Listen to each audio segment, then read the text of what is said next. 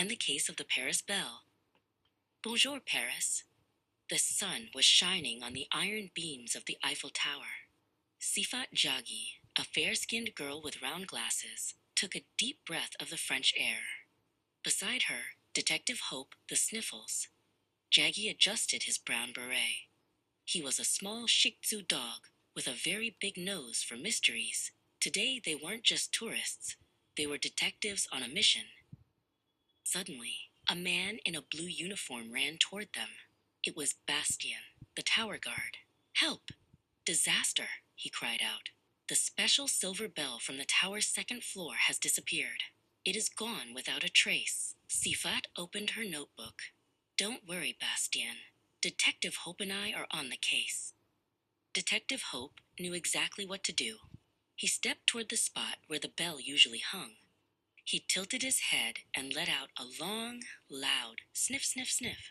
His sniffles power was working. He didn't just smell metal. He smelled something sweet, like warm sugar and fresh butter. He let out a sharp bark and began to trot away. Sifat followed Hope as he wove through the crowds of tourists. Near a park bench, she spotted something. "Wait, Hope, look!" She knelt down and picked up a shiny blue ribbon. "This ribbon doesn't belong to the tower. It looks like it belongs on a fancy gift box." She tucked it into her pocket as a clue.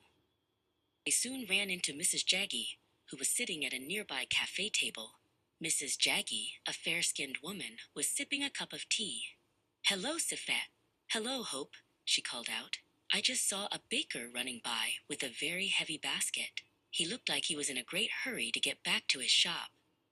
Hope's ears perked up. The smell of butter and sugar was getting stronger. He zoomed down a narrow cobblestone street, his little paws pitter-pattering quickly.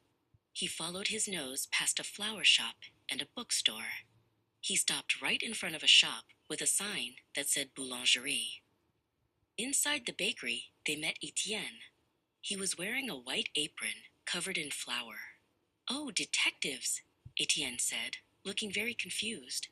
"I went to the tower to deliver bread, and I think I grabbed the wrong thing in the dark morning mist. Look at my delivery basket." Hope didn't wait for an invitation. He jumped right into the big wicker basket. Flour puffed up into the air, making him sneeze. He dug through a pile of checkered napkins and warm baguettes until his nose bumped into something hard and cold. Clink! He gave a muffled bark of victory.